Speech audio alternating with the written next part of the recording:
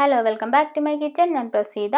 ഇന്ന് നമ്മൾ വീറ്റ് ബർഗറാണ് ഉണ്ടാക്കാൻ പോണത്. അതായത് ബീറ്റ് വെച്ചിട്ട് നമ്മൾ ബൺ ഉണ്ടാക്കിയിട്ട് പനീറൊക്കെ സ്റ്റഫ് ചെയ്തിട്ടാണ് ഈ ബർഗർ ഉണ്ടാക്കുന്നത്. അപ്പോൾ അതിൻ്റെ ഇൻഗ്രീഡിയൻസ് ഒക്കെ നമുക്കൊന്ന് നോക്കാം. ആദ്യം തന്നെ നമുക്ക് ബണ്ണ് ഉണ്ടാക്കാം. അപ്പോൾ ബണ്ണ് ഞാൻ ചെയ്യാൻ പോകുന്ന ബട്ടർ മിൽക്ക് വെച്ചിട്ടാണ്. അപ്പോൾ ബട്ടർ മിൽക്ക് വീട്ടിൽ എങ്ങനെ എളുപ്പത്തിൽ ഉണ്ടാക്കുന്നതെന്ന് നോക്കാം. ആദ്യം ഒരു കപ്പ് പാലെടുക്കുക. ഇതിലേക്ക് വിനാഗിരി ചേർത്ത് കൊടുക്കണം. എന്നിട്ടൊന്ന് മിക്സാക്കി ഒരു 10 മിനിറ്റ് റെസ്റ്റ് ചെയ്ത് കഴിയുമ്പോഴത്തേക്ക് നമ്മുടെ ബട്ടർ മിൽക്ക് റെഡിയാകും. അപ്പോൾ ഇതൊന്ന് മാറ്റി വെച്ചേക്കുക. ആ സമയത്തേക്ക് നമുക്ക് ഈസ്റ്റ് ഫെർമെൻറ്റ് ചെയ്യാൻ വെക്കാം. അപ്പോൾ ഒരു 2 ടേബിൾ സ്പൂൺ ഇച്ചിരി ചൂടുള്ള പാലെടുക്കുക. അതിലേക്ക് ഷുഗർ ഇട്ടിട്ട് നന്നായിട്ടൊന്ന് മിക്സാക്കി എടുക്കുക. ഇനി നമുക്കിതിലേക്ക് ഈസ്റ്റ് ചേർത്ത് കൊടുക്കാം. ഞാൻ 1 ടീസ്പൂൺ ഈസ്റ്റാണ് ചേർത്തേക്കുന്നത്. നല്ല ഈസ്റ്റ് ആയതുകൊണ്ടാണ് ഇത്രയും ചേർത്തേക്കുന്നത്. ഇതൊന്ന് മിക്സ് ആക്കിയിട്ട് ഒരു 10-15 മിനിറ്റ് ഒന്ന് മാറ്റി വെച്ചേക്കാം. ഇനി നമുക്ക് ബണ്ണിന് വേണ്ടിയിട്ട് 2 കപ്പ് ഗോതമ്പ് പൊടി ചേർത്ത് കൊടുക്കുക. ഞാൻ ആശീർവാദ് ഗോതമ്പ് പൊടിയാണ് ചേർത്തേക്കുന്നത്. ഇതിലേക്ക് ആവശ്യത്തിനുള്ള ഉപ്പ് ചേർത്ത് കൊടുക്കണം. പിന്നെ ഓയിൽ ചേർത്ത് കൊടുക്കുക. ഞാൻ സൺഫ്ലവർ ഓയിലാണ് എടുത്തേക്കുന്നത്. 1/4 കപ്പ് ചേർക്കുന്നുണ്ട്. ഇത് നന്നായിട്ടൊന്ന് കൈവച്ച് മിക്സാക്കി കഴിയുമ്പോഴത്തേക്ക് നമ്മൾ നേരത്തെ ഫെർമെൻറ്റ് ചെയ്യാൻ വെച്ച ഈസ്റ്റ് ചേർക്കണം. ഈ ഈസ്റ്റും നന്നായിട്ടൊന്ന് മിക്സാക്കി കഴിയുമ്പോഴത്തേക്ക് നമ്മൾ മാറ്റി വെച്ച ബട്ടർ മിൽക്ക് എടുത്ത് ഇതിലേക്ക് ചേർത്ത് കൊടുക്കുക. കുറച്ചായിട്ട് ആഡ് ചെയ്തിട്ട് വേണം നമ്മളിത് കുഴച്ചെടുക്കാനായിട്ട്. ആ 1 കപ്പ് ഫുള്ള് നമ്മൾ ബട്ടർ മിൽക്ക് ഒഴിച്ചു കൊടുക്കണം. എന്നാലേ കറക്റ്റ് ആവുള്ളൂ. പിന്നെ നന്നായിട്ട് ഒട്ടുന്നുണ്ടെന്നുണ്ടെങ്കിൽ 2-3 ടേബിൾ സ്പൂൺ ഗോതമ്പ് പൊടി കൂടി ചേർത്ത് കൊടുക്കണം. അതിൻ്റെ ആവശ്യമൊന്നും വരില്ല, എന്നാലും ഞാൻ പറഞ്ഞു എന്നേ ഉള്ളൂ.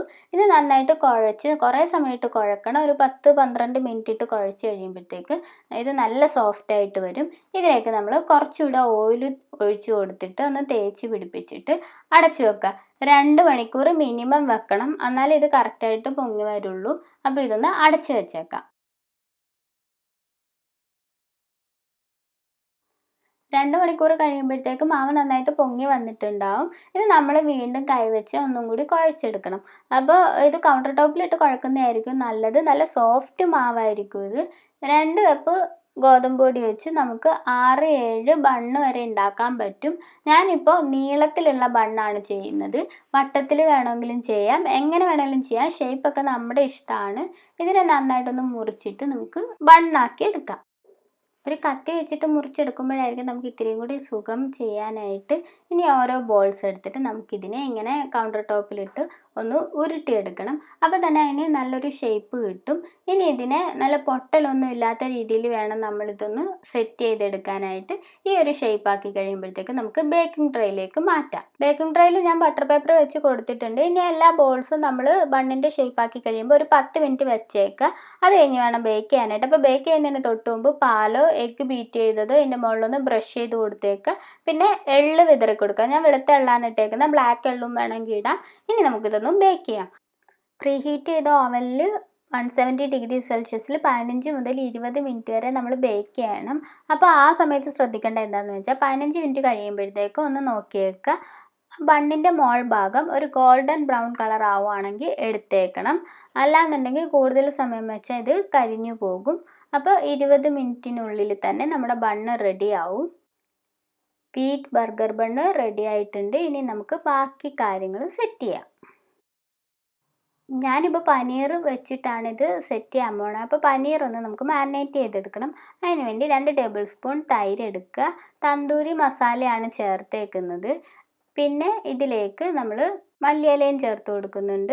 ആവശ്യത്തിനുള്ള ഉപ്പും കൂടി ചേർക്കുക. അധികം സാധനങ്ങളൊന്നും ഞാനിതിൽ എടുത്തിട്ടില്ല. ഇത്രയും സാധനങ്ങൾ നന്നായിട്ടൊന്ന് മിക്സാക്കി കഴിയുമ്പോഴത്തേക്ക് നമുക്കിതിലേക്ക് പനീർ പീസസ് ഇട്ട് കൊടുക്കാം. ഇതുപോലെ നീളത്തിലാണ് ഞാൻ പനീർ എടുത്തേക്കുന്നത്. കൈവച്ച് തന്നെ നമ്മൾ ഈ പനീറിനെ ഒന്ന് മിക്സാക്കി എടുക്കാൻ നോക്കണം. സോഫ്റ്റ് ആയതുകൊണ്ട് വേഗം ഒടിഞ്ഞു പോകാൻ ചാൻസ് ഉണ്ട്. പിന്നെ ഇതിലേക്ക് തന്നെ നമ്മൾ സവോളയും ക്യാപ്സിക്കവും ചേർത്ത് കൊടുക്കുന്നുണ്ട്. ഈ മസാലയുടെ ഒപ്പം ഇട്ട് നന്നായിട്ടൊന്ന് മിക്സാക്കി എടുക്കുക. ഒരു 10-15 മിനിറ്റ് കഴിയുമ്പോഴത്തേക്കും നമ്മൾ നോൺ സ്റ്റിക്ക് പാനിലിട്ടൊന്ന് ഇതിനെ ഫ്രൈ ആക്കി എടുക്കണം. ഓയിലൊന്നും യൂസ് ചെയ്യേണ്ട ആവശ്യമൊന്നുമില്ല. ഈ ക്യാപ്സിക്കവും സവോളയും പനീറൊക്കെ പാനിൽ നിരത്തി വെച്ച് കഴിയുമ്പോഴത്തേക്കും ഒന്ന് അടച്ച് വെച്ചേക്കുക. ലോ ഫ്ലെയിമിൽ വേണം അടച്ച് വെക്കാനായിട്ട്. 5-6 മിനിറ്റിനുള്ളിൽ തന്നെ ഇത് റെഡിയാകും. ഇപ്പോൾ ചിക്കൻ വേണമെങ്കിൽ ഇതിൽ യൂസ് ചെയ്യാം. ഞാനിപ്പോൾ പനീറേ എടുത്തിട്ടുള്ളതേ ഉള്ളൂ. ഇനി നമുക്ക് ബർഗർ സെറ്റ് ചെയ്യാം. അപ്പോൾ നമ്മൾ നേരത്തെ ചെയ്ത് വെച്ച ബണ്ണ് വീറ്റ് ബണ്ണാണ്.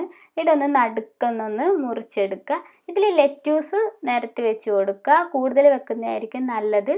ലെറ്റ്യൂസ് വെച്ച് കഴിയുമ്പോഴത്തേക്കും ഇതിൻ്റെ മുകളിൽ നമ്മൾ പനീർ പീസസും ക്യാപ്സിക്കവും സവോളയെല്ലാം നേരത്തെ ഒന്ന് ഫ്രൈ ആക്കി വെച്ചില്ലേ, അതൊന്ന് വെക്കുക. കുക്കുംബർ നിരത്തുക. പിന്നെ ഒരു ചെറിയ സ്ലൈസ് ചീസും കൂടി വെച്ച് കൊടുത്തിട്ടുണ്ട്. ഇത്രയേ ഉള്ളൂ, ബർഗർ റെഡിയായി. ഇനി ഒരു നോക്കാം.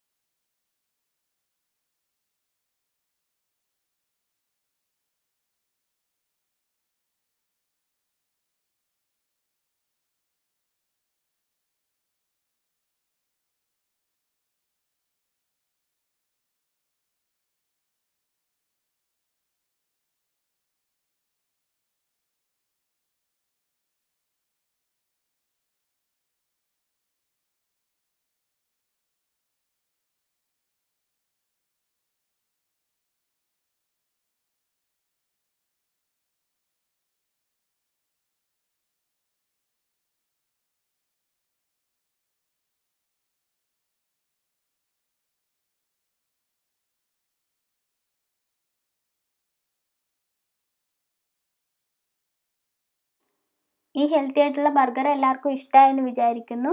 അപ്പോൾ ലൈക്ക് ചെയ്യാനും ഷെയർ ചെയ്യാനും സബ്സ്ക്രൈബ് ചെയ്യാനും മറക്കരുത്. അഭിപ്രായങ്ങളും നിർദ്ദേശങ്ങളൊക്കെ കമൻറ്റ് ബോക്സിൽ ഇടുക. താങ്ക്